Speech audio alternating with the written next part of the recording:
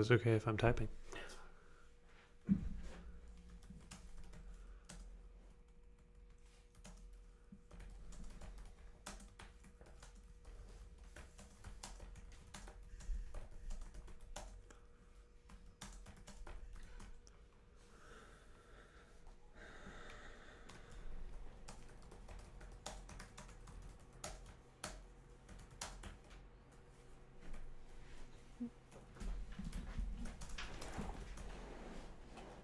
What is going on, guys? This is a very impromptu, very different stream.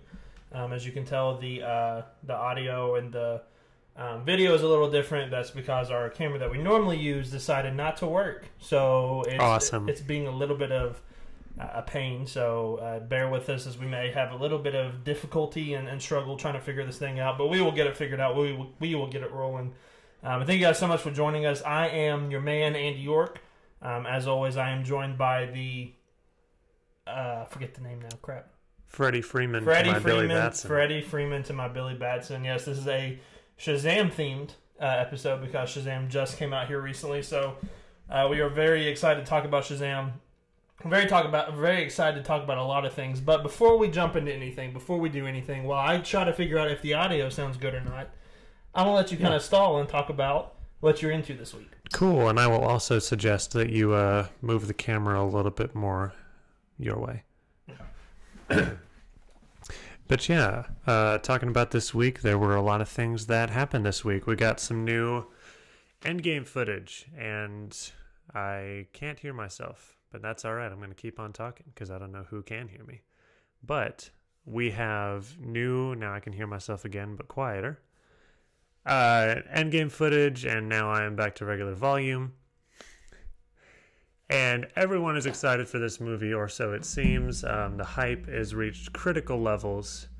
And of course, this is me and Andy's most anticipated event for the entire podcast ever since we started. This is what we've been waiting for, and we've just got two more. We've just got... Oh, you did what? I said that's the whole reason why we started the podcast. Basically, was to talk about. Pretty much, yeah. Was just for Endgame hype, and we've only got 2 more episodes after this until the movie comes out. It's very exciting. We've got all our tickets bought and everything. We've got a lot of theories, and we're going to have a lot to talk about once it comes out. But yeah, it's exciting to see. We got a new clip. We got special look. So. Take it away. There's a lot to talk about. We're going to jump into a lot today. We're going to talk about a lot today. I'm going to scoot over a little bit because I feel like the mic is like right in my face. There's a lot that we're going to talk about today. But before we jump into that, did you tell what you're into? Was it Endgame? Is that what you're into? No, I mean, that could be it. I'm also into, I actually did think of something. I picked up Portal 2 again for the first time in a long time. One of my favorite games ever. I love it immensely. And it's always a ton of fun. It's got so much replayability to it. And it's something that it's a game I am very passionate about, which is not a very long list. I actually, which I like playing video games, but there are only a few that really like totally grab me. So like the like Portal 2, like Arkham City, and Arkham Asylum, Spider-Man for the GameCube. Yes, I forgot about that one. Star Wars Episode 1 Racer for the N64. Oh my gosh, you're really going back now. That's holy cow. I want to go back and play those games at some point. Yeah. I don't like Fortnite though. You're going to hurt Gump's feelings. Yeah, I know. I don't like Fortnite. Gump just said Jason likes Fortnite. That's not true. That was my reaction. That was my live reaction. That was your live reaction. Jason does not like Fortnite. Which we're going to try. We're going to try so hard to not react to the chat until we get to the Q&A at the end, because that's something that we're doing, or we talked about a little while ago, but it's very difficult because these comments are just so amazing. They are. Plus sometimes it's hard to go back and talk about stuff that we've already talked about. Right. I may just edit it out when I do the audio version. I may just edit it out. Would be very impressive. So we'll try that this week. We'll see how that works. We'll play it by ear. That'd be a Skyrim editing level of 100. I take pride in my editing. No, what I'm into this week is, shocker, it's a wrestling thing. But this is actually this past weekend was the Super Bowl of professional wrestling. So it's the big deal for Friday night was NXT TakeOver. Saturday was the Hall of Fame, the G1 Supercard, and then Sunday was WrestleMania. So, and then the Raw after Mania, and then tonight the SmackDown after Mania, which I'll go back and watch tomorrow like I always do. But it's a lot of fun. It was a lot of fun. Pro wrestling at its best was this week. Actually, just watching pro wrestling, I got a little teary-eyed at one of the matches because it was like the story that's been building for a while. The end of it finally came, and it was very, very sad and very, very touching at the same time. So it was really awesome to see that. So yeah, this week was like a massive week for pro wrestling. So if you are a pro wrestling fan, you can join Nico and me on Thursday or Friday, one of the two. We're going to talk about WrestleMania weekend. We're going to talk about Raw and SmackDown after Mania. We're just going to talk all wrestling. So if you're into wrestling, if you're trying to figure out wrestling, then go and watch it and come and join us on Thursday or Friday. I'm sure he'll tweet it out. So make sure that you look at that. I don't know why you looked at me when you said if you're trying to understand wrestling. Because you don't know. I felt that as a personal attack. I'm still going to show you wrestling. Like okay. I'm still going to show you wrestling at some point. Can't wait. At some point, we may do like a reaction thing of like I'll show you like the craziest moments ever or something, and we'll watch it, and I'll get your reaction. Good idea.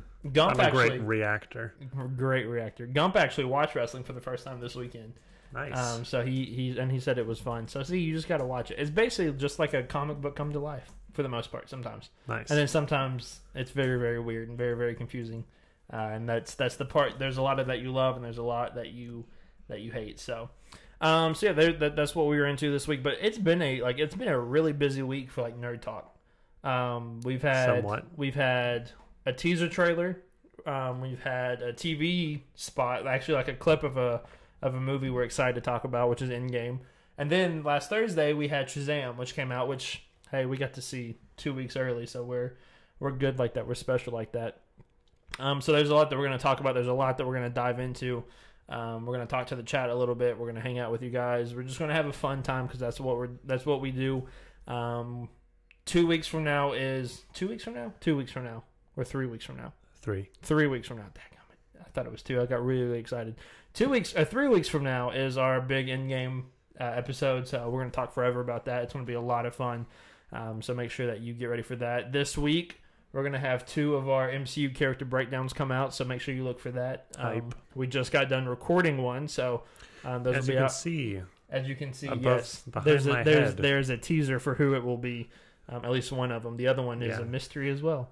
But what we decided to do with that, kind of going off on a tangent, we decided we were going to try to do 14 characters or 14 videos before Avengers Endgame, but then we realized how close Endgame actually was, and how slow I am at writing videos. Well, that and how slow I am in editing and things like that. And so we decided we're not going to do 14 videos. What we're going to do is we're going to take the core characters or the characters that we think are going to play the biggest part in Endgame. So obviously we've already done Iron Man. We're going to do Cap and Thor at some point. We're going to do Hulk. We're going to do Black Widow and Hawkeye. We're going to do Captain Marvel and Ant-Man and... Oh, Captain Marvel, Ant-Man, Rhodey, Rocket, and Nebula all in one. Yep, we're going to do all those in one. And then we're going to do a very special one the day of Endgame. That is going to be a lot of fun that we're both going to do together, so that's going to be a lot of fun. So make sure that you hit the notification bell on the channel that you get notified every time we go live or every time that we...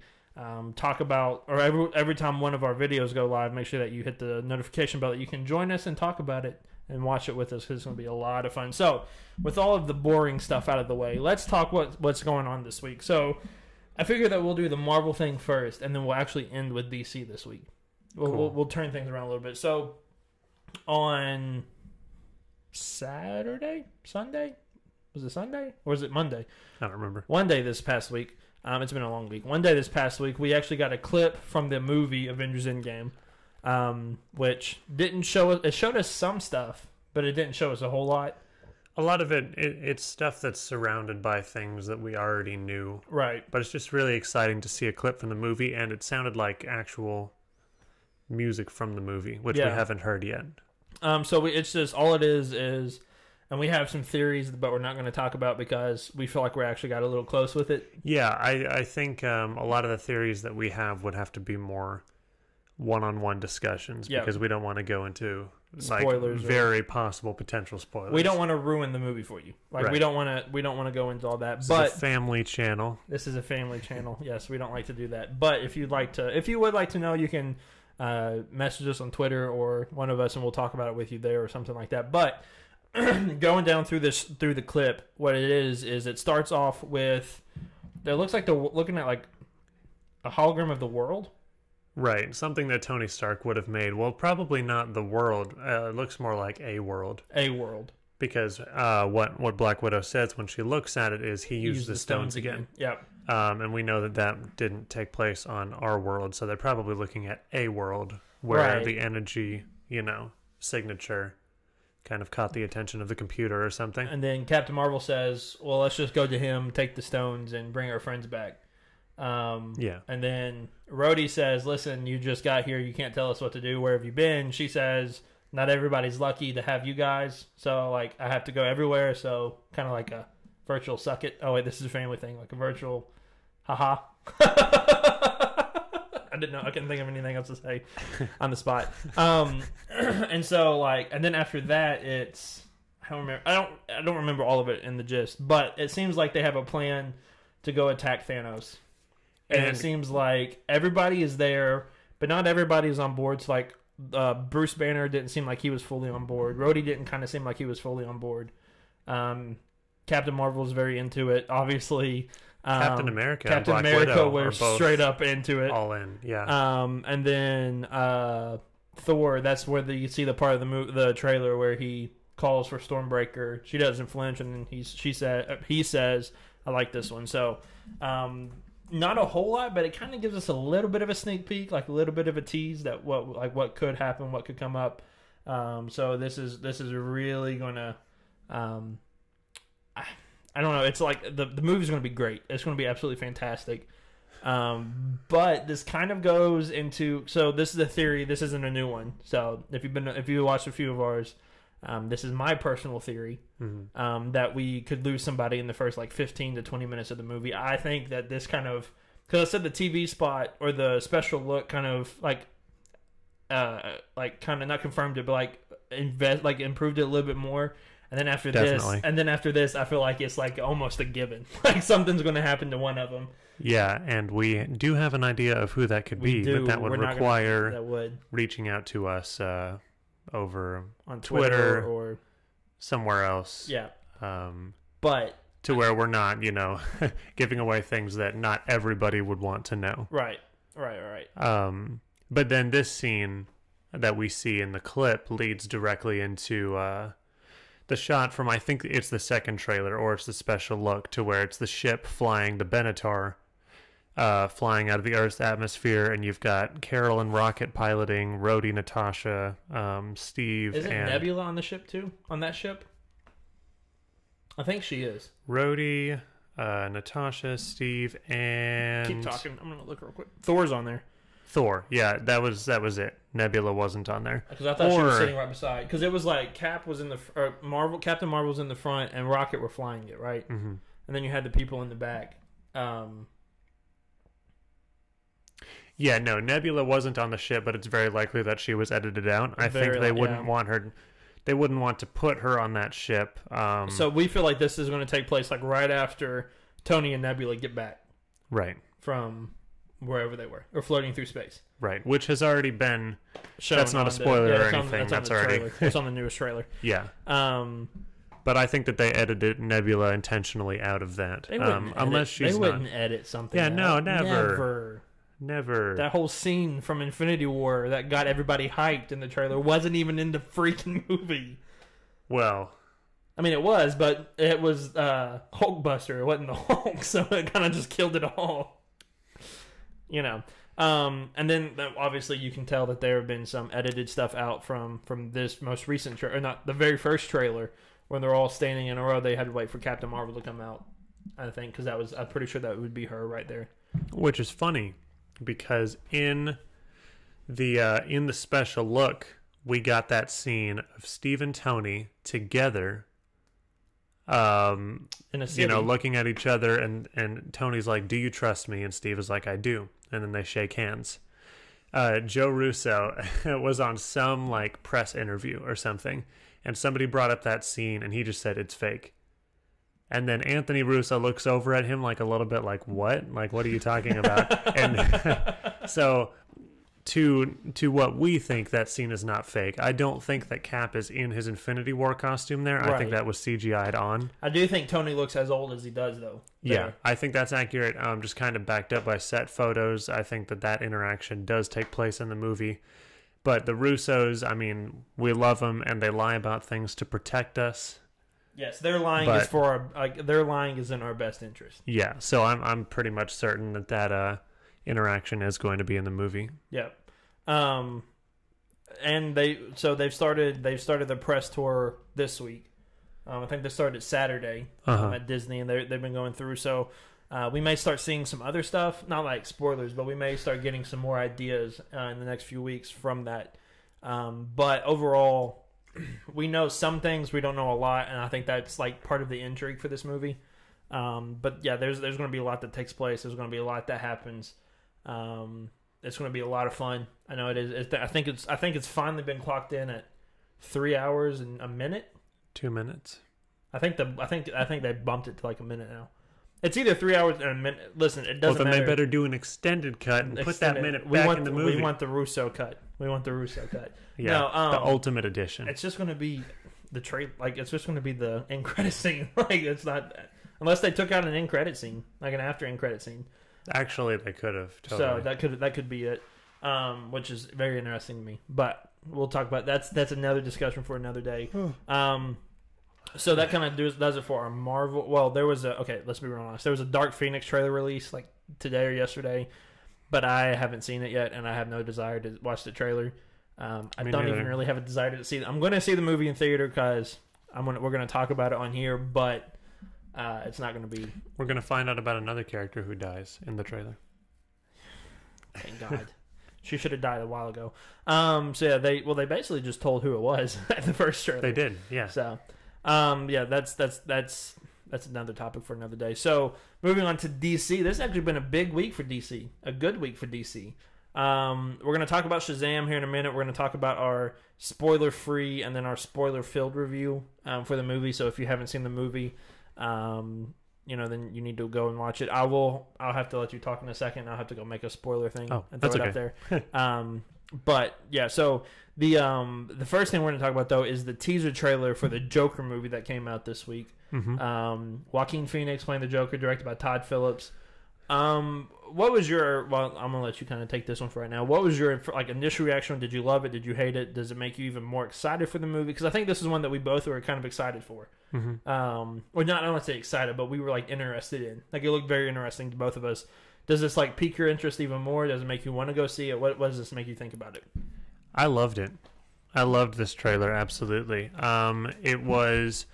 So my deal with DC, and of course we've talked about our very complicated relationship with DC a whole lot on this podcast, and we bring them up a whole lot whenever there's news about them. This is one of the most interesting things I think they've done in a while, and I think they're really on an upwards progression because DC and Marvel are two very different universes. And for a long time, DC wasn't playing to the strengths of their own universe. They were trying to be Marvel, but they were trying to be, edgy Marvel who, really wants to take their characters in a new direction and wants to do, kind of injustice versions of their characters. And then they went completely off the rails with Justice League. Aquaman was kind of, more of a Marvel styled movie than they had done before. And Shazam kind of leans into it, but in a different way. And we'll get into that more later. With Joker, this is the farthest away from Marvel, or an imitation of Marvel that they've had since the Dark Knight trilogy. And I find that really exciting. It's going to be a very creator-led movie, and it's got a lot of crazy talent on board, which I love so much. I think it could end up being something that's up there with the Dark Knight or Logan or Spider-Man 2, to where it's a really, really strong, very creative, kind of DC Comics adaptation, and that would be DC playing to the strength of their universe, because their universe is so out there and so weird. And they're pulling from all of these different creators. Even the Justice League is a bunch of different characters pulled together. Right. It wasn't created as a team like the Avengers. And Marvel kind of has... What makes Marvel so great is like the synergy that all their properties have, and then you can bring it together in something like Infinity War. Mm-hmm. You can have like this really awesome saga of all of these movies which are interconnected in different ways, and they've just been so great that way. But I think that if DC played to the strength of their universe, it would be all of these disparate, different takes that are really creator-led and really interesting. And I think that there's room in the world for both. And the Joker is shaping up to be exactly what I had hoped for it to be. Mm-hmm. So I guess we'll just have to find out, but I'm super excited for it because of that. Yeah, what I loved about this trailer is like the dark grunginess of it. Like it was like this very dark, like it really captured what the character of the Joker is. Like, and I'm giving him 2 shout-outs in one episode, so he better be happy. He better pay me for it. But Nico did a trailer breakdown of it, of the Joker movie. It came out today. Go watch it, because like the first thing he points out is like it shows how like dirty and like nasty and how messed up Gotham is. Mm-hmm. And then like he kind of compares it to, because like we don't even like comparing Marvel to DC that much, because they're 2 different entities, they're 2 different completely things. Sometimes you just have to compare it because they're superhero movies, they're superhero franchises. And the thing that we loved the most about Thanos was he was like the very first part of the movie that you are introduced to him, you hate him because like he just killed a bunch of people and he took Holt to school, beat him up. Then you see him with Gamora, or you see like the reason why he did what he did, and you're like, okay, I don't like you, but I understand what you did. Like, it makes sense. And then you see the sacrifice that he had to make for Gamora, and you even see that at the end of the movie, and you're like, well, now I have some sympathy for the guy. So like you hate him, you love him, like you hate him, you understand him, and then like you have sympathy for him. And like I feel like with this movie, we're gonna see the same thing of like he's gonna fall in hard times. He's gonna be abused. He's gonna be beat up. Obviously, I love the dynamic of the rich versus the poor, because I feel like that's like the perfect Joker story.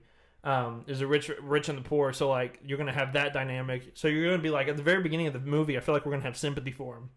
And like that's the thing that makes a good villain, is like you don't like him because like he's not a good guy, but you're like, I see where you're coming from, and like I have sympathy for you. Like another one that I think of, a lot of people didn't like him in the adaptation, but I was completely fine with it, was Baron Zemo in Civil War. Like definitely. His reasoning behind splitting up the Avengers made complete sense. Like they wrecked Sokovia, they killed his family, and then they just left like it was nothing. And so like he felt like, they deserved to be punished. Like I had no problem. Like I really liked that they like really simplified it, like really brought him down to that level. And it's like I feel like they're going to do the same thing with the Joker, which I really love. I really feel like the only thing I have, like, and this is another thing where it goes back to the Dark Knight, and why Dark Knight was the greatest thing to ever happen to superhero film, like a superhero industry, and the worst thing to ever happen to the superhero industry, because it's so daggum good that everything's going to be compared to it now, and nothing's going to live up to it. Like nothing. Right. The closest we've got is Logan. Like on a universal basis, Logan. To me, Civil War is pretty close. But like, yeah, I'd say also the issue is that so many things are trying to be the Dark Knight, right. And that's kind of what killed the DCEU in the first place. Is that Warner Brothers came to Zack Snyder and said, we want to do something like Marvel's got, but we also want a darker version of. Yeah. We really like the Dark Knight, so can you do that again? So they kind of sought out a director who tried to live up to both ends, and it just like doesn't work. And like, I think Joaquin Phoenix is a really, really good choice to play the Joker, because like I'm pretty sure he's crazy in real life, and so like I feel like he's like the perfect, like he's a really good actor to play. Will he be Heath Ledger good? Probably not. I mean let's that character in the Dark Knight was for like in that. Here's what I'm gonna say: the Dark Knight Heath Ledger Joker fit so well in its atmosphere and fit so well for what it was that like it's almost impossible to beat. I think Joaquin Phoenix will do a great job fitting in the Joker role for the movie that it will be. Like, I think, like, the tone that they're going to set, I think Joaquin Phoenix plays the Joker really well. Like, will play it perfectly, play it to the best that he can. I feel like people are going to compare it to Heath Ledger, and I don't think they're going to like it because it's not Heath Ledger, it's not the Dark Knight style. But I'm really going to enjoy it. Like, I think it's going to be really good. I think it's going to be a strong adaptation for the Joker. I kind of wish DC would start using some of their other characters, like some other villains, to get like an origin story. Like an origin story for like Deathstroke would be really cool, or an origin story for Lex Luthor would be great. As long as Jesse Eisenberg's not playing him, or like even like Clayface, like somebody like that would be a great villain. And yeah, I get it. Like the Joker is.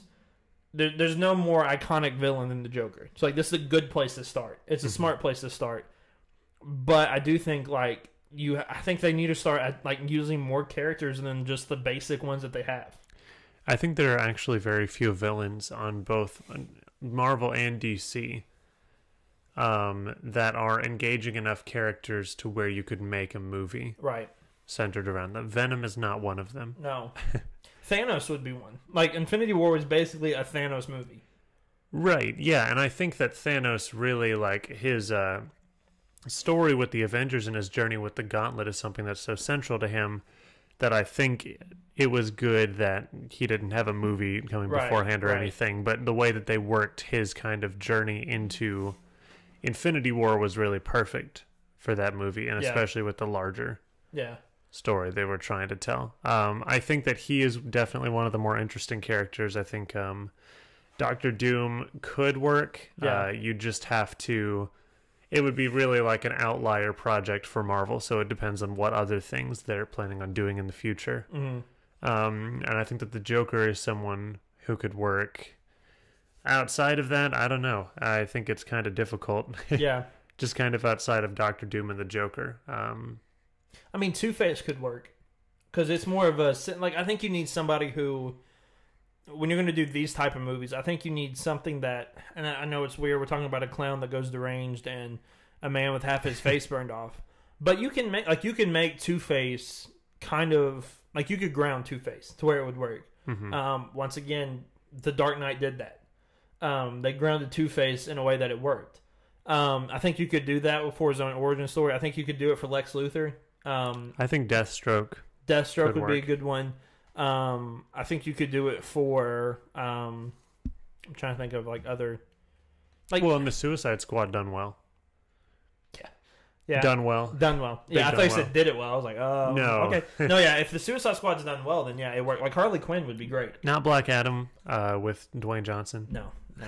Not the Trench either. Not really looking forward to that, strangely enough. Yeah. But I do think it'll work. I think it'll be a really good movie. I'm very excited to see it. I think this is going to be one of this is another step in the right direction for DC. I love that it's like it has no continuity with any of the other DC movies. It's its own thing.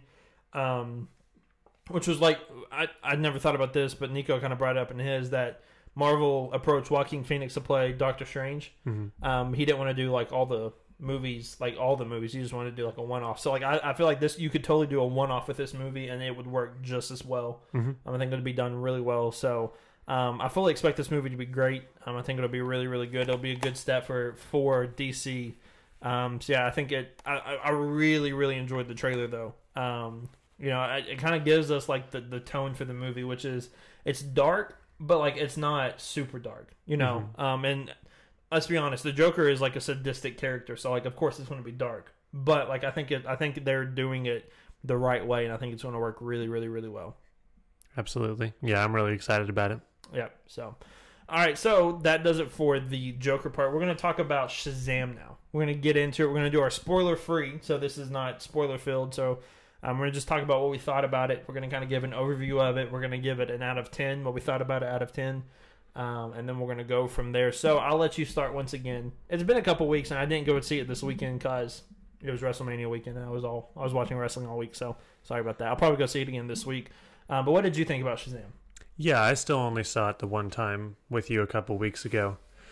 Now that I've had time to sit on it, I feel pretty much the same way that I did before. I liked it, which is something Shocker. that I'm really, I'm really happy to say about a DC movie. It's my favorite DC movie since The Dark Knight. Last time I said The Dark Knight Rises, and then I thought about it a little bit more, and I was like, you know what? I do like Shazam better than The Dark Knight Rises. It has so much character, and it's really fun. It's very self-aware. I think that Zachary Levi gives a great performance. I think that Jack Dylan Grazer as Freddie Freeman gives a great performance. I think these are all things that people have already said about the movie. I think the villain was kind of weak, Dr. Sivana, and they did spend a lot of time on him for how weak he was. But he doesn't ruin the movie or anything, and there are a lot of Marvel movies that I love that don't have the strongest villains, which is fine. You know, I love Ant-Man. I don't really care about Yellow Jacket, shockingly enough. I don't think anyone is a huge Yellow Jacket fan. We were talking about it the other day, and I was like, yeah, I totally forgot what the villain's name was. I didn't even remember. Oh, no. That was called Yellow Jacket. They're all bug-themed. Ant-Man lives in a bug-themed world. Well, the last one was Ghost, so that's not really a bug-themed. Yeah, fair enough. But yeah, Shazam, very good. And I also think that unlike Marvel, which is what I kind of was saying before, unlike Marvel, it feels more like a Sam Raimi Spider-Man movie, or the first Spider-Man movie, which I know you don't really care for, but that's fine. The similarity in tone, and they were both directed by former horror directors. They are both very similar, and I really, really enjoyed that. And they both kind of lean into a really dorky energy in a good way, I think. And they're really, like, self-contained. It's not about trying to introduce Shazam into the Justice League, even though there are, like, a ton of references, which I'm just like, ugh, whatever, you know? Yeah. I don't care about this universe, and I'm not invested in this universe, which is fine. And it's not like somebody just, like, it's not like Batman just shows up and tries to recruit him into the Justice League. That would be awful. But again, I mean, it captures really great energy, and a very fun energy, and something that we haven't seen in a long time. And I think that it feels a lot like it came out maybe like in 2007 or 2005 or something, in a good way, in that it's just really like pure and innocent, and it's really like creator driven in a lot of ways. So that's pretty much what I have to say on that. No, I would agree with, like, I've made it known several times I'm not a big fan of, like, the first Sam Raimi Spider-Man movie, but the one thing I did like about that movie is, like, the tone that it set, or like the atmosphere of it, I guess is a good way to put it. And I felt the same way about Shazam. It was fun. And by the way, just because we say a movie's fun doesn't mean it's automatically bad. Like, a movie can be fun and good at the same time. It was really funny. After the movie, like, we both walked out, and you looked at me and said, I've never felt this before. And I was like, what? And you said, I actually walked out of a theater liking a DC movie. And I was like, yeah, I know. It's weird. I hadn't felt it in a long time. Yeah, and like we were both like smiling walking out of the theater. Yeah. Like, it was really good. It was a lot of fun. The villain was weak, but he wasn't like, he could have been a lot worse. Because DC's track record with like Steppenwolf and stuff, he's above Steppenwolf. He's a lot higher. He's far and away the best they have so far. Yeah. Which is like, it's not the best thing, but whatever. But Black Manta was kind of cool though. Yeah, he was. But like, this was, so like we were talking about with Aquaman. Like, Aquaman was a smaller step in the right direction. Like, it was just a small step in the right direction. I think this one was like a giant step in the right direction. Yeah, this was definitely better than Aquaman. Yeah. It was funny. It was fun. The humor was forced at times, but it wasn't like extremely forced. Like, it was funny. It was a good time. It was a lot of fun. Like you said, Zachary Levi did a fantastic job. Asher Angel did a great job. Really, everybody did a great job. So like, it was a lot of fun. And you know, it was, I don't know, it's weird like talking good about a DC movie, but like we both really, really enjoyed it. I plan on seeing it again. And I know a lot of people, like, I've talked about this movie, like, yeah, I have no interest in seeing it. I would go see it. Like, I would go check it out. It was just, it's a lot of fun. It's a good movie. It's like a Christmas themed movie, which is kind of weird. But so is Iron Man. A little bit, yeah. So is Iron Man 3, so that's totally fun. Yeah. But yeah, so that's. I mean, there's not a whole lot to talk about. What would you rate it out of 10 though? I'd give it a strong 7. Yeah, that's what I would. Right now, which last time I said a 7 too. Yeah. It's not quite to an 8 for me, which is fine. I think that there are flaws with it, but I definitely enjoyed myself. So I'd say like a 7.5 if I'm going to give an exact score. Yeah. I'd also say that if you were someone who was kind of let down by Captain Marvel, let down by Aquaman, let down by Venom, let down by a lot of the other recent superhero efforts, I would say that this is one that you would go and see and be impressed by. Yeah. Which is something that I personally hadn't felt with Captain Marvel, Aquaman, Venom, Ant-Man and the Wasp, like going all the way back to last year since Infinity War. Yeah. Walking away from a comic book movie being like Solo. There was also Deadpool 2 after Infinity War. And Spider-Man in the Spider-Verse.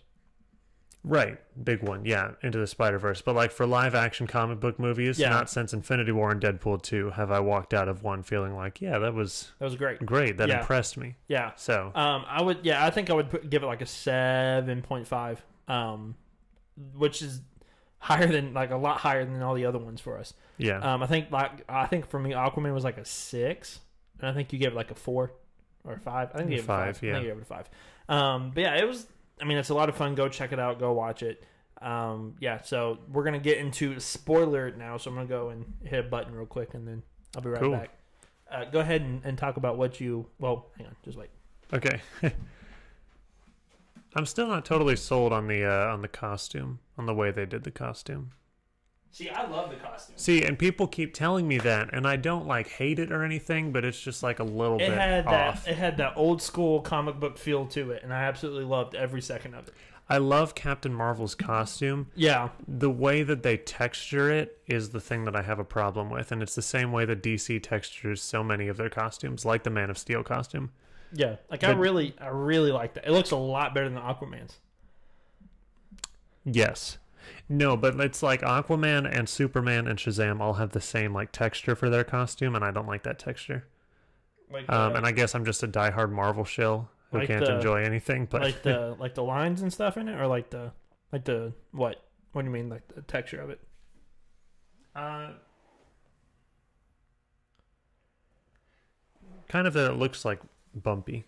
Okay, yeah, I know what you mean. What you mean. So we are now in spoiler talk for Shazam. If you haven't seen Shazam, get out of here. Pause it. Exit the stream. Come back. Join us later after you watch it. It's a lot of fun. Go check it out. We've said this already. So we're going to go into spoilers here in about 5 seconds. And then after that, you've been warned thoroughly enough. And if you're still here, well, it's your own fault. So, a few things that I really, really, really loved about this movie. The first one is I loved the family getting like the Shazam power at the end. Yes. That was absolutely amazing. And it was surprising too. Yeah. Like I probably could have seen it coming if I was like smarter. But no, I mean it's something that was a pleasant surprise. It's kind of like a lot of people have been saying with Shazam, it's wish fulfillment.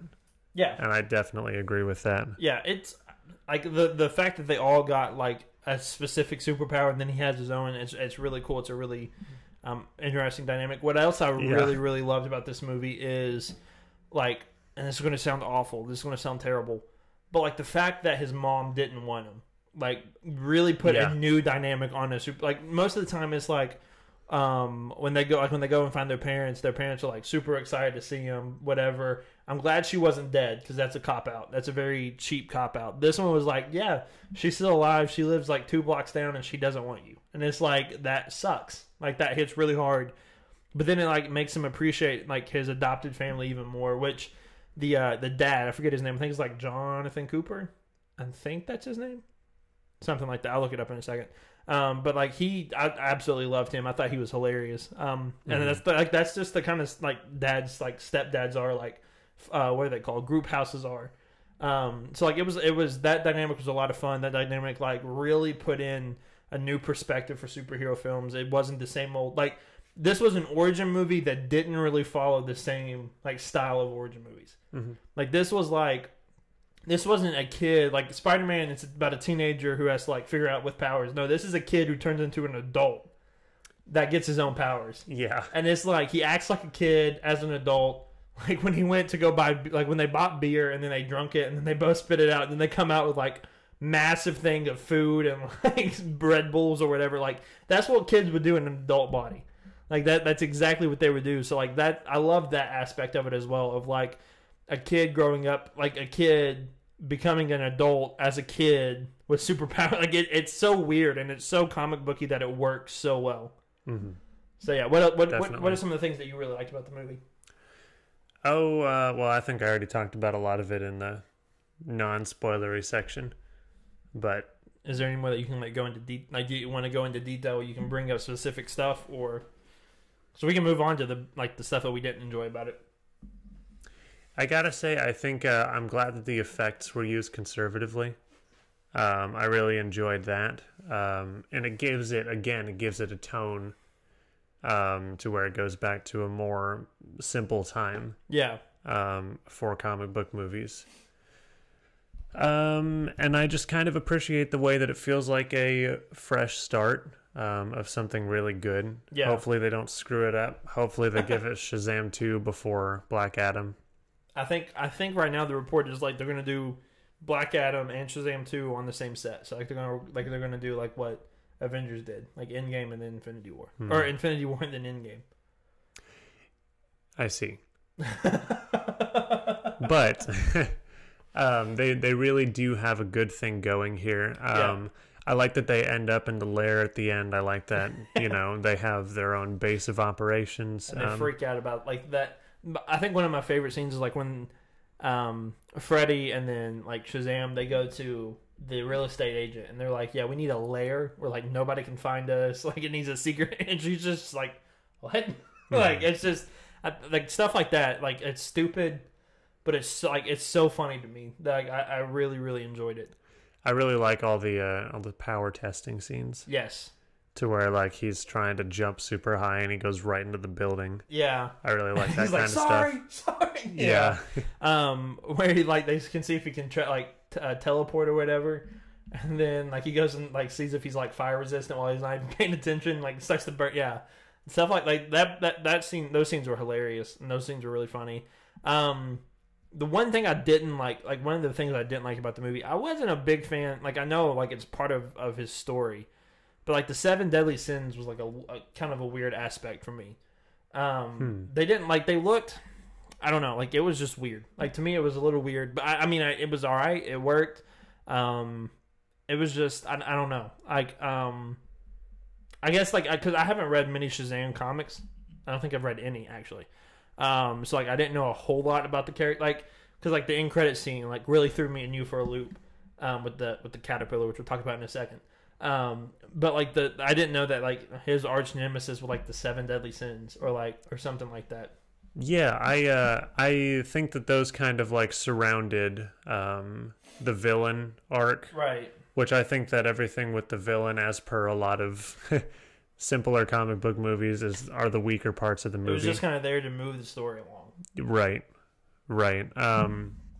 But the 7 deadly sins kind of looked like, again, a simpler, older comic book movie. They look like ghosts from Ghostbusters.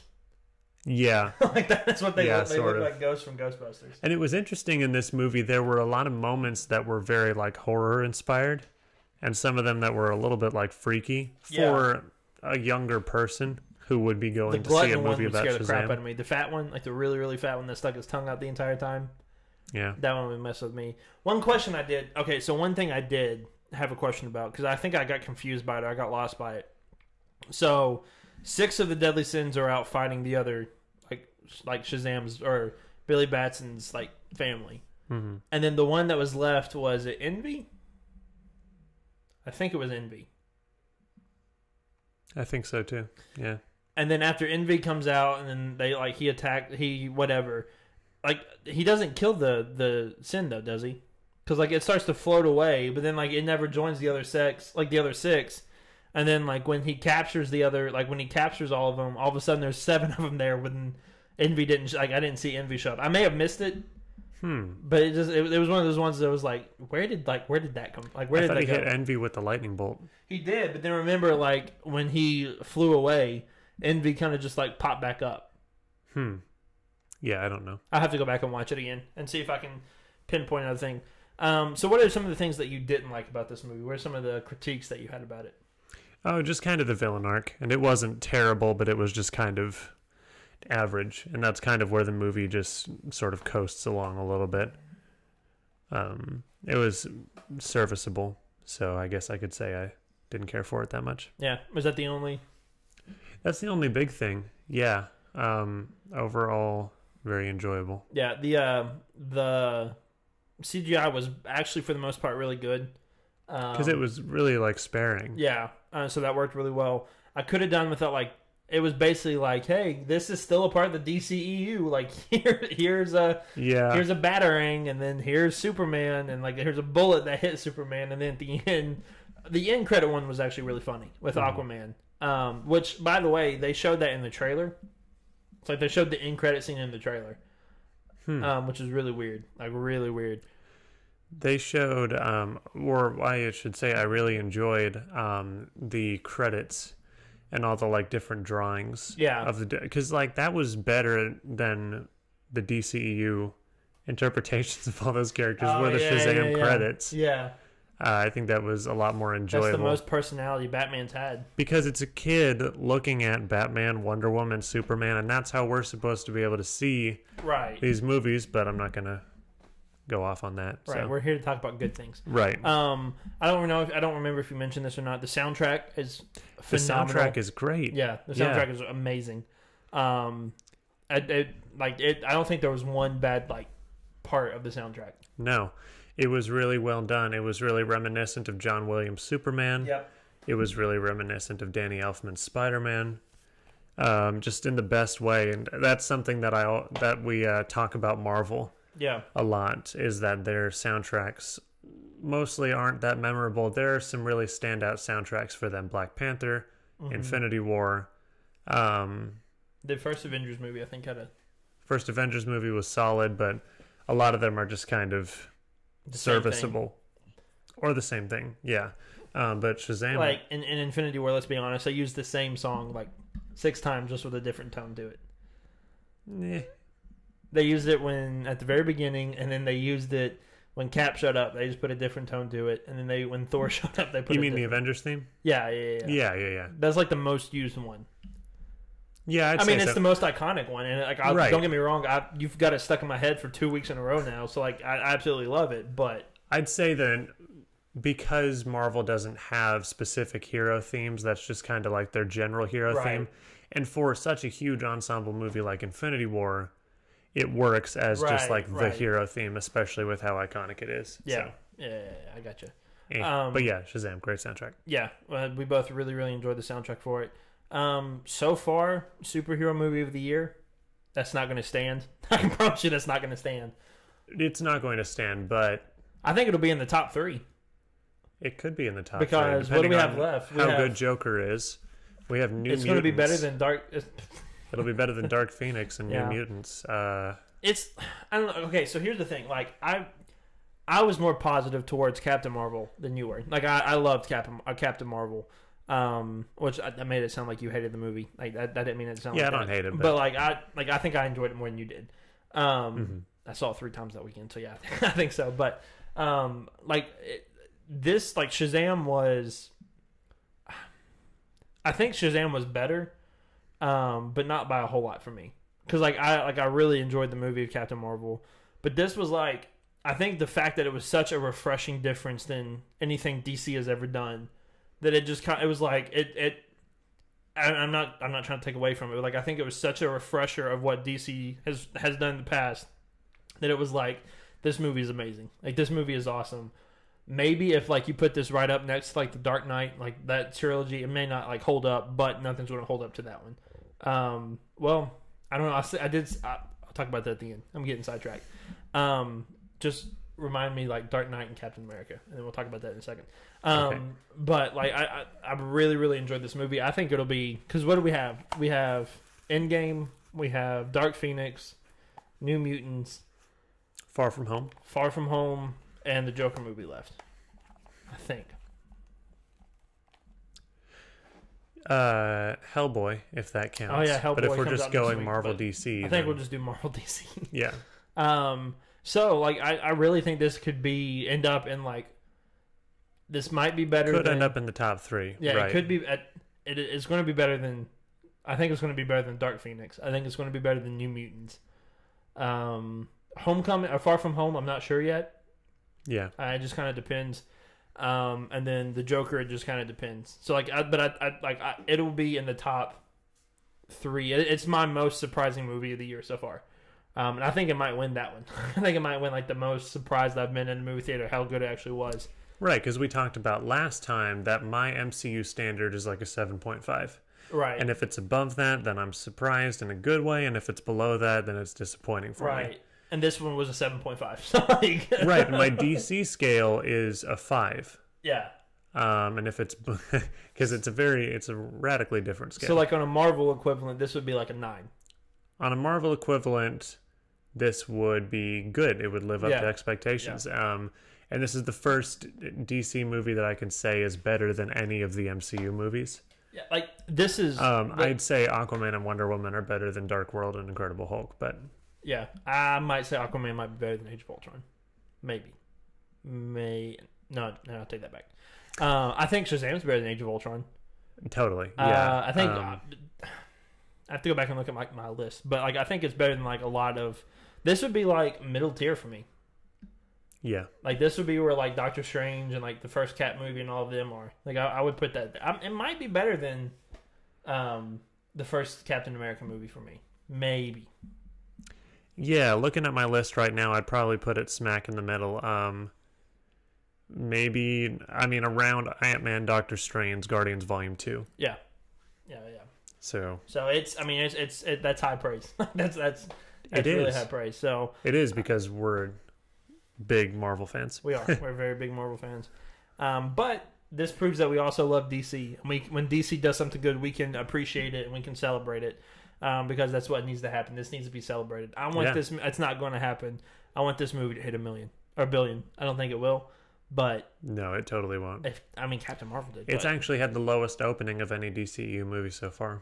Because I think people just are so burnt on DC movies. They're like, no, that's not gonna, like. It's the same thing. It's the same thing with when Bumblebee came out, right? And that had the lowest opening for any Transformers movie, and it's like this is an actual good one. Yeah. So, but people were just so burnt on Transformers, which is understandable. Actually, I have not seen Bumblebee yet. Me neither. Because so Fox. Well, I've only seen one Transformers movie before that. To be fair, you're lucky. Fox was doing a marathon of all the Transformers movies, and I for some reason decided to watch them.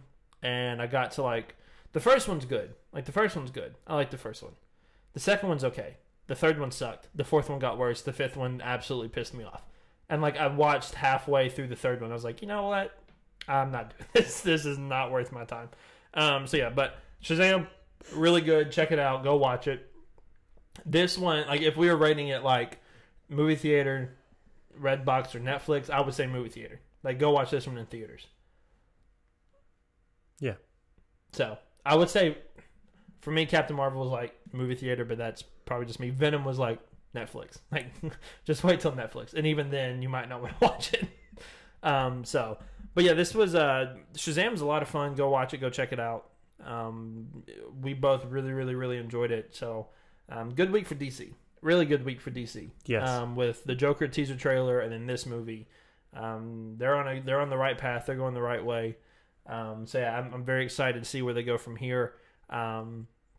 Obviously, no more Zack Snyder. No more Ben Affleck. Well, we do get Zack Snyder nosediving his own credibility, so that's kind of good news for DC. That's very good news for DC. He's such an idiot. James Gunn's doing the Suicide Squad movie, so that movie's going to be epic. Yes.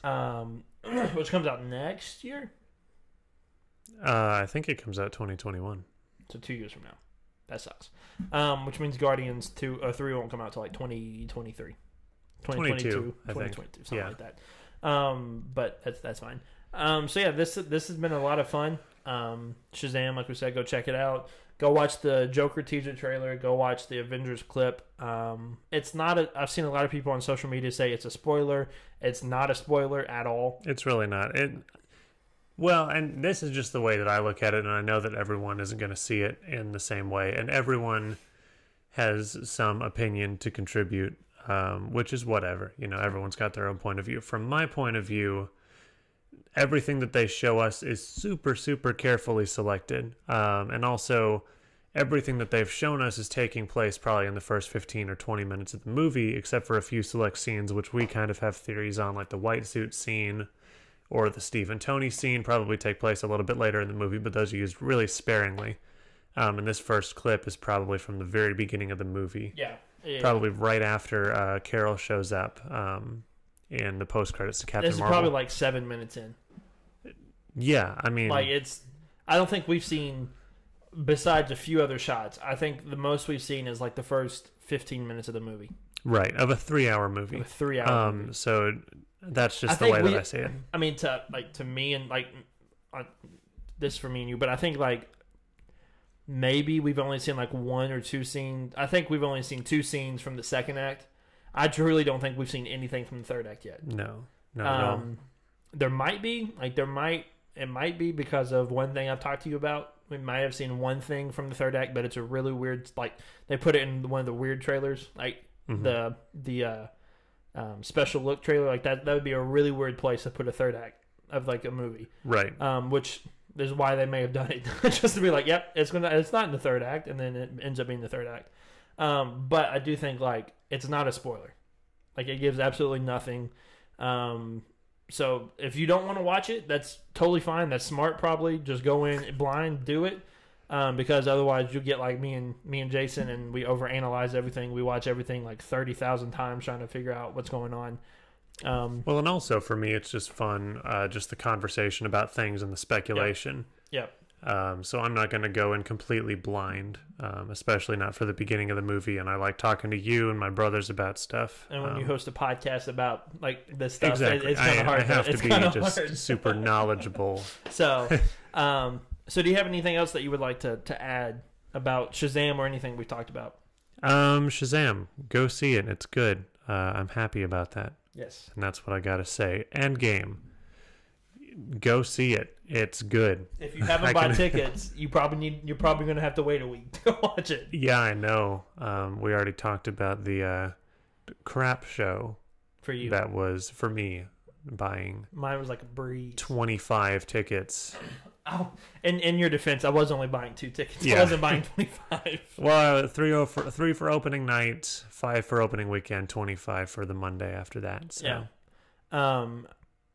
My like me and my brother-in-law are gonna go see it, and then one of my friends and his dad are gonna go see it with us opening night. And so like as soon as you texted me about it, I texted him because he was like, "Let me know when they're going on sale because like I don't want to be like too late." So like I texted him. And then, like, we both bought it at the same time, and we both sent each other, like, yep, we got them, we're good. So it took both of us, like, 3 seconds to buy them. Nice. But, yeah, it's, like, it's selling out everywhere. Fandango, it's, like, the highest of all time pre-sale. Okay. Fandango, it beat the Force Awakens record for 24-hour pre-sales in 6 hours. Yeah. Atom Tickets, it quadrupled the record set by Aquaman for pre-sale tickets. AMC doubled the record. Set by Infinity War. Yeah.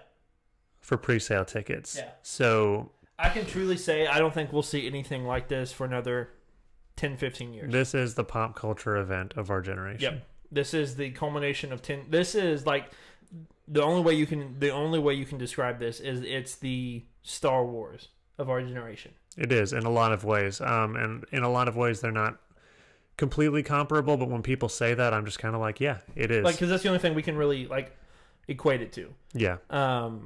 Movie wise, like individual movie wise, this would be like Avatar. I honestly think at this point it will be Avatar.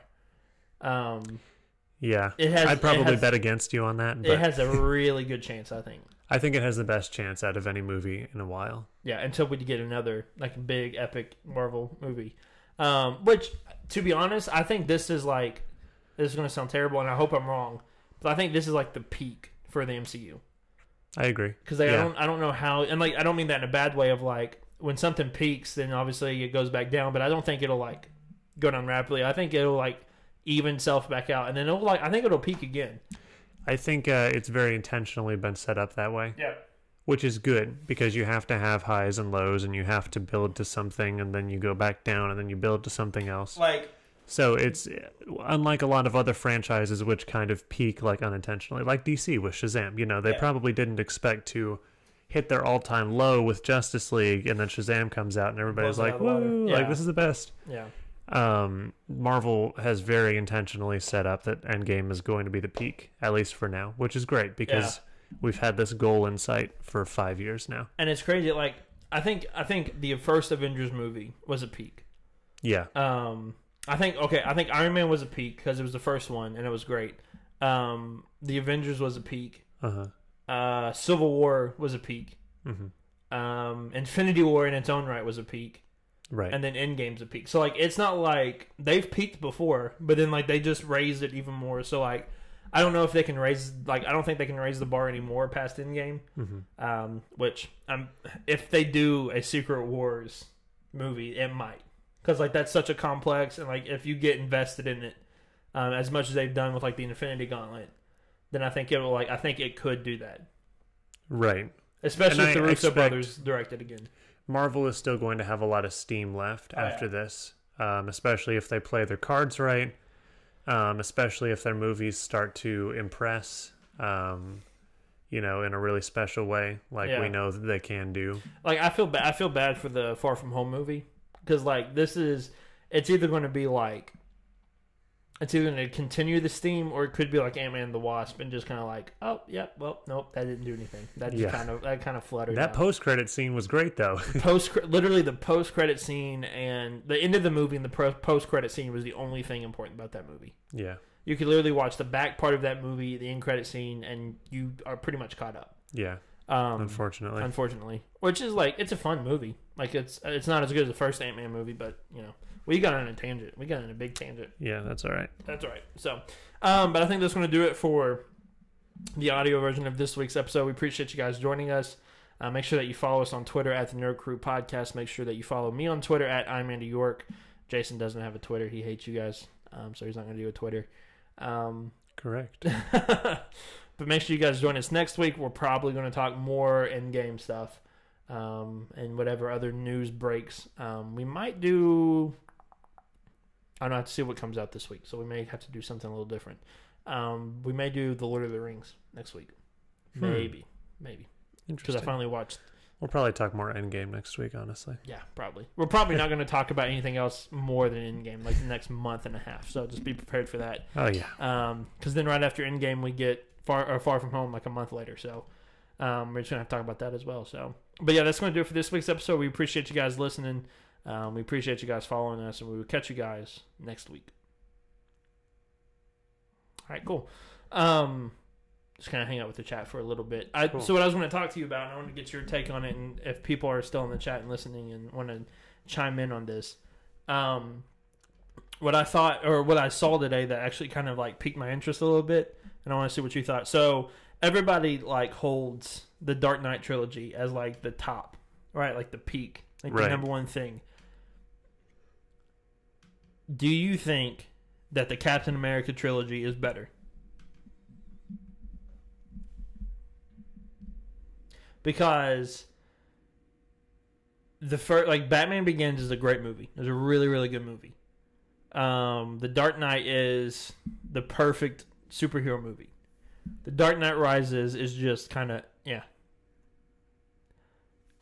So my thinking is, because I don't really know how I feel about it yet, but like the first Avengers movie is like Winter Soldier is amazing, and then the Civil War is amazing.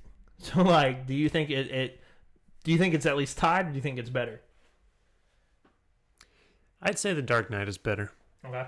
I think that Captain America easily has a stronger ending with Civil War.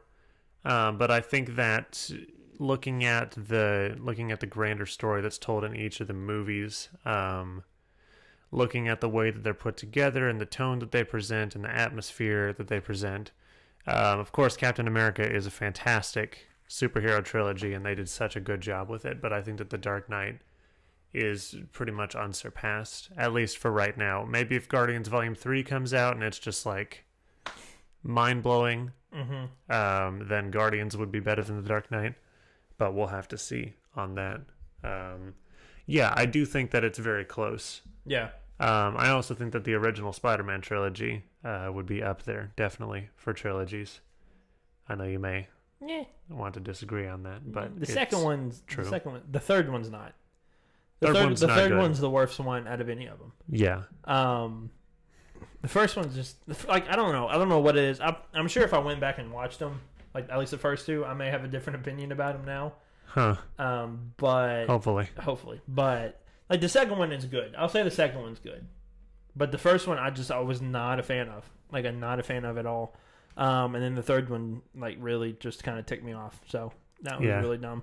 But yeah, other than that, I think Guardians has a chance. Like you said, I think Guardians has a chance. Iron Man could have had a chance if Iron Man 2 and 3 were better. Let's see here. Thor wasn't even close. Unfortunately. Hulk doesn't really have one. The Avengers? No. Like, the Avengers might. No, I think Age of Ultron is a pretty weak link. That's true. We could and also that's a quartet. Well, I was going to say we could throw Age of Ultron out and just have Avengers, Infinity War, and then it would be the best. Then it would be the best. If Ultron was better, then everything would be better. You know, really, the Avengers is... You know, the story of the Avengers is kind of 5 movies because you have to include Civil War in that. It's necessary. Because the jump from Age of Ultron... Well, the jump from Avengers to Age of Ultron is already kind of difficult enough in a way because Winter Soldier was super important. Right. But the jump from Ultron to Infinity War is just nonsensical if you don't have Civil War there. Yes. So really, the story of the Avengers is 5 movies, but technically... There will just be 4 Avengers movies, of course. Well, there may be more. There may be more. Yeah, I don't think there will be. It remains to be seen. I think there'll be like team-up movies, don't get me wrong, but I don't think they'll have like the Avengers. I don't think they'll have an Avengers movie for a very long time after this. What do you think, like 6 years, 7 years? Not that long. 5? 4 or 5? 4 or 5, yeah. It'll take a little while. They'll probably just call it New Avengers. Or something, and it'll be a cool team, and hopefully it lives up to what's been happening so far. So Nico said they're talking Civil War tonight. Shameless plug. I think his stream starts at 8:30 Central Time. I feel like that was directed at you. I think so. Well, I'm not in the stream. I'm not with it tonight. No, I mean Civil War. Yeah. Oh yeah. Because it's your favorite. It's my favorite, dude. Civil War is so daggum good. Yeah. I went I've gone back and I'm going through the MCU chronological. I don't even I'm doing the chronology rewatch. And so tonight I'm watching Thor, unfortunately. But it's not that bad. It's not that bad. I mean, it's not that good, but it's not that bad. Civil War is such, to me it's like the perfect MCU story of it sets up it takes everything from the past into one movie. And it further advances it so well. Because I think I'm kind of biased too. Because Civil War the comic is one of my favorites, if not my favorite. So the whole Cap versus Iron Man is a really cool dynamic because, I think Iron Man's my favorite superhero right now. But both it's 1A 1B. I love both of them. So this movie it introduces Black Panther. It's the coolest Black Panther movie. Yeah. It introduces Spider-Man in a really cool way. Falcon gets a really cool moments in this movie. Yeah, Falcon's awesome in the movie. Falcon is amazing in the movie. Bucky gets a lot of cool moments in the movie. Yes. Iron Man obviously picking out that plum. Yeah. That was cool. Iron Man obviously gets a lot of cool moments. Black Widow is amazing. Who really Joss Whedon kind of fumbled with in Age of Ultron. He did her pretty well in Avengers. That's one of her better movies. And Winter Soldier, probably her best movie. Right. Civil War, she's really solid. So is Hawkeye. Hawkeye, he doesn't do a whole lot. Yeah. But I think it's the best of him that we've had. Maybe I don't know. He was actually not that bad in Age of Ultron. No, Age of Ultron, he was the MVP of the whole movie. But I think it was kind of the same step though in the Avengers, in Civil War.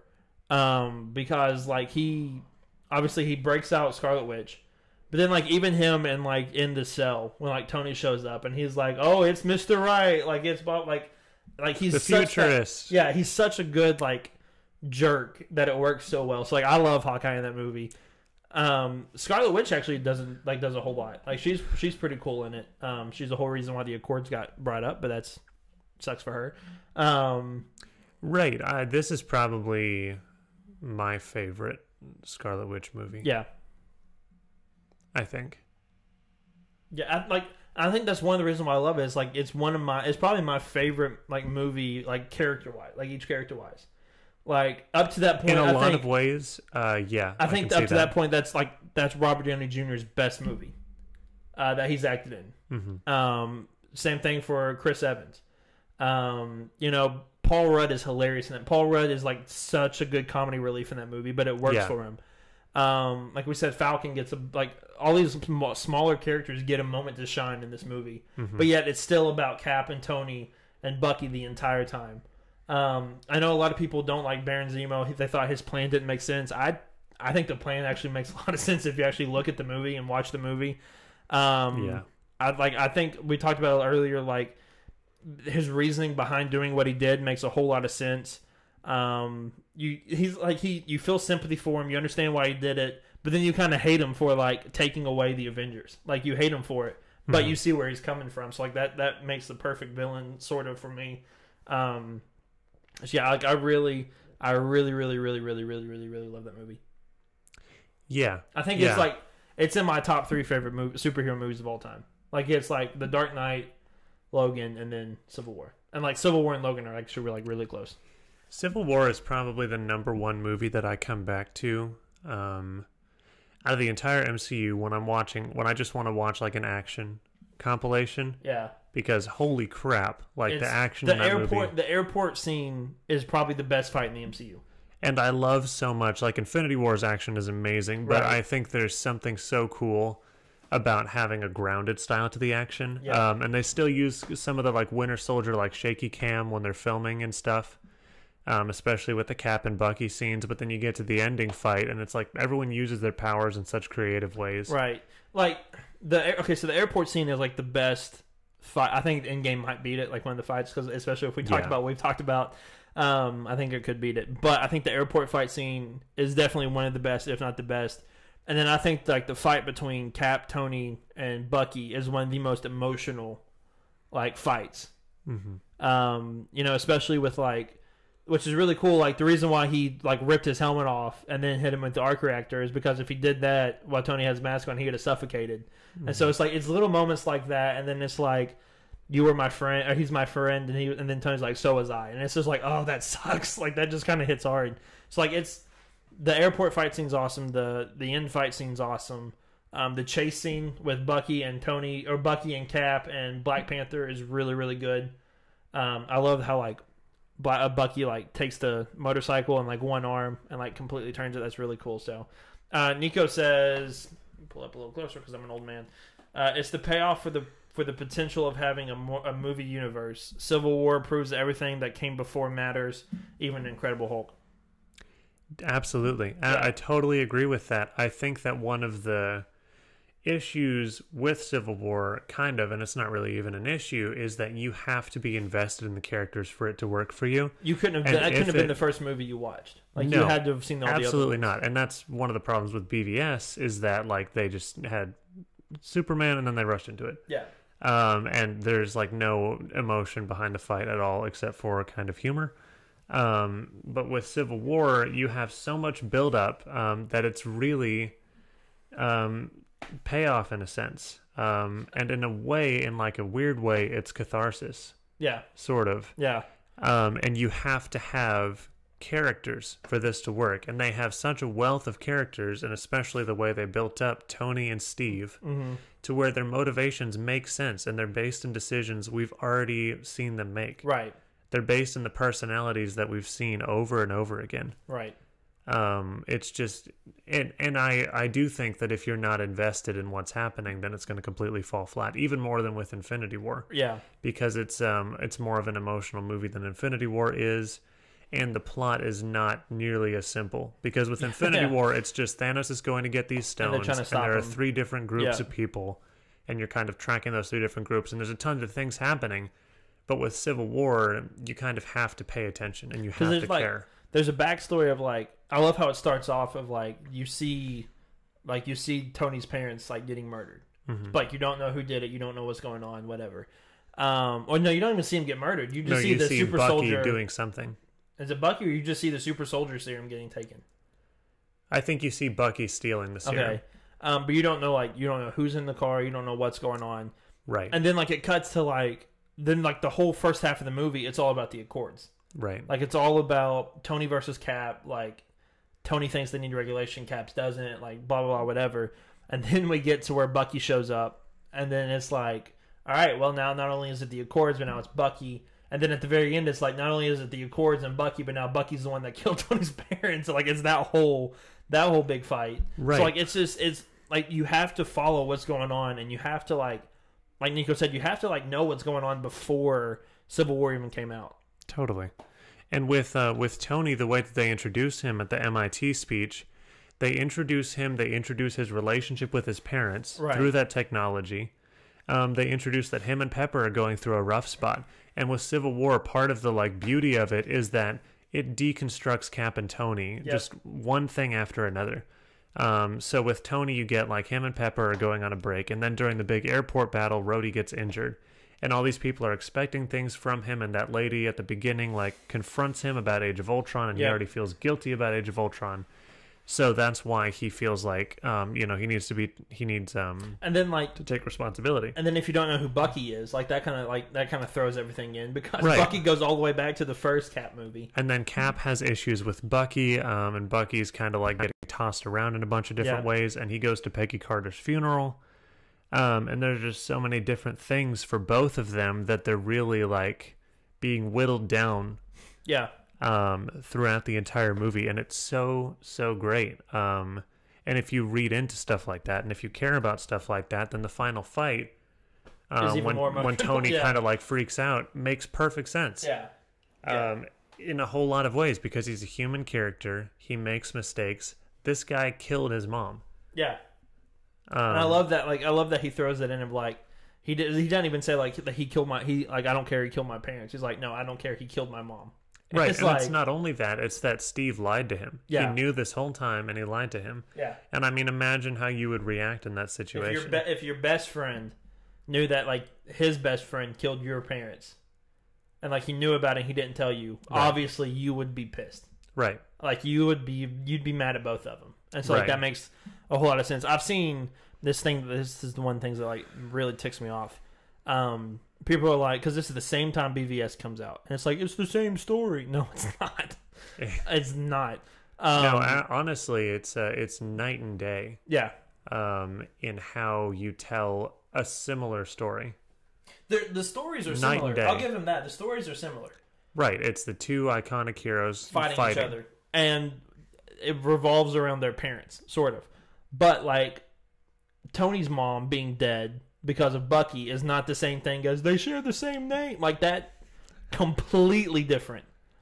Completely different. Right. I don't even know if I told you this, which is kind of starting a new tangent.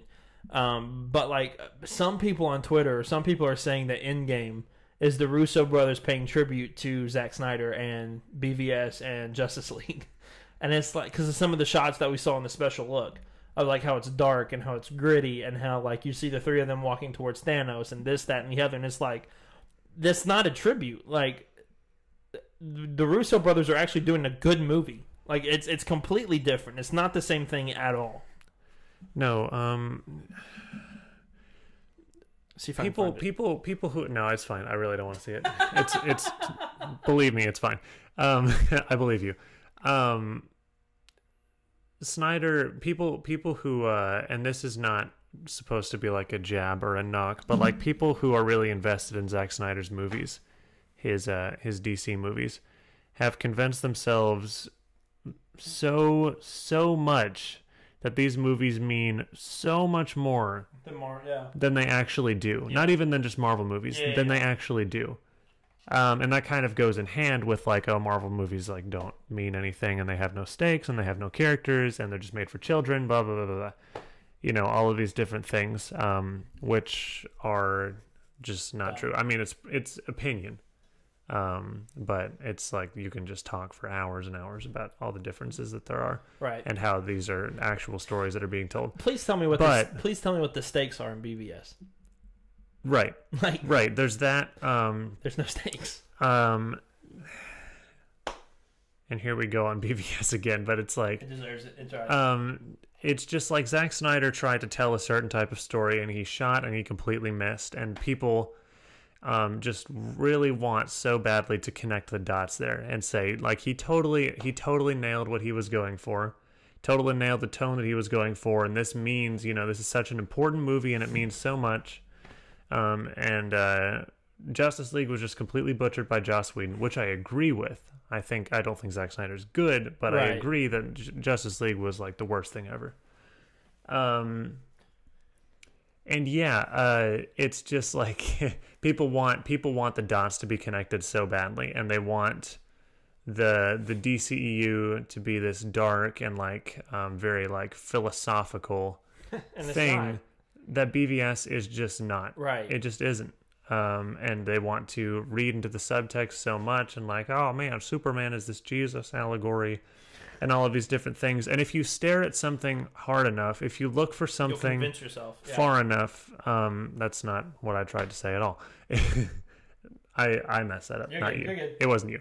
But like if you're looking for something hard enough, then you're going to find it. Yeah. The longer you look at something and you're trying to find the one thing, you'll convince yourself that you found it. Yes. And like that's exactly what it is. That's not true. Like with BVS. And we may do a video on this. We may do like a pre-recorded video on this of BVS and Civil War and like the comparisons and contrast. I feel like there are so many video essays on the internet that do it way better than we could. That's probably true. We can just link those. We can link those. But like, okay, so look at like BVS introduces new characters or a new character. Civil War introduces what? 3? Well, if we're talking about just Black Panther and Spider-Man. Well, and like this is the first time that we get to see Ant-Man with them. Like, and yeah, because I don't think a whole lot of people actually watched Ant-Man before they went and saw Civil War. Yeah, that's true. So this is like the first introduction for a lot of people for Ant-Man, which by the way is a really dope introduction. That he goes from being super small to massive. Like that's a really cool introduction. Which apparently, who directed Ant-Man? Peyton Reed. He didn't know that they were going to use Giant Man in Civil War. So, like, he said he went to go see it, and they saw that he got big, and he was like, wait, what? Like, they let them do that? Which good. Yeah. That's, like, the perfect place for Giant Man to debut. Like, that was the best way that could happen. Yeah. Anyways. But, like, okay, so BVS introduces Wonder Woman, and then it shows Cyborg and the Flash and Aquaman, right? The way that Civil War introduces new characters is so much more intriguing. It's off the backs of things that we already know, right. Concepts that we already understand, because this is a universe that's already been fleshed out by characters that have been very deliberately introduced. Right, and in a sense, like, Spider-Man wasn't really teased at all. Like, Spider-Man just kind of popped up. But he's a character that everybody knows so much.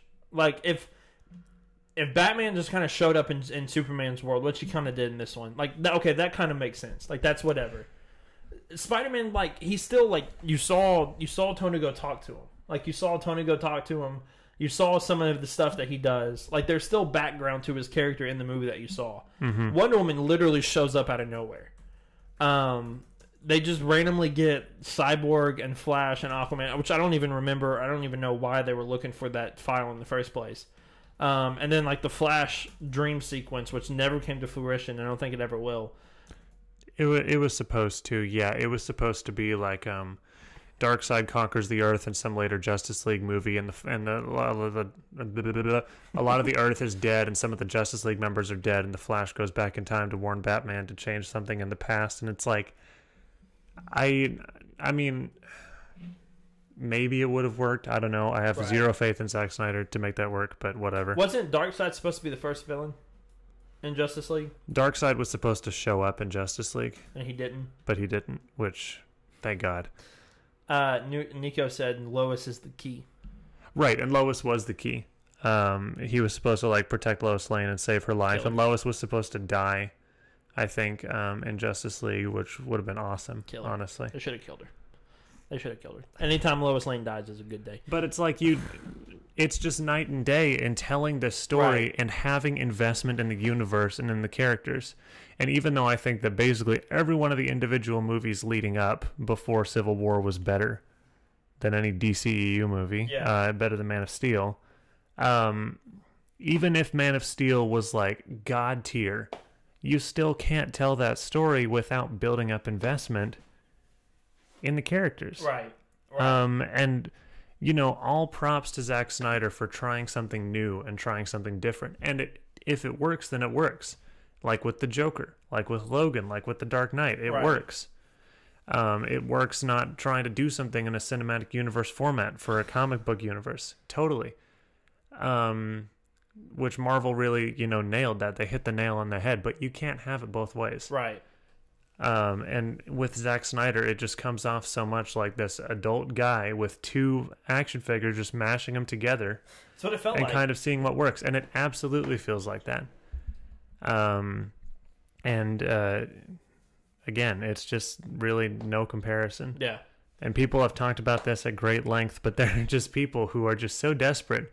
And it's really just kind of confusing and sad that they're just so desperate to connect the dots between what Zack Snyder was shooting for. Yeah. And it's just not there. It makes no sense. And that's just my opinion. You know, that's just my opinion, just some guy. But your opinion is right. Still. My opinion is reinforced by this guy sitting next to me. Because I think I've said several times that I hate BVS with a passion. I think I've said that once or twice. Oh, yeah. Or multiple Many times. We both do, yeah. So, yeah. But I think that's actually going to do it for the stream. We went on a big rant. I think we're going to end it there.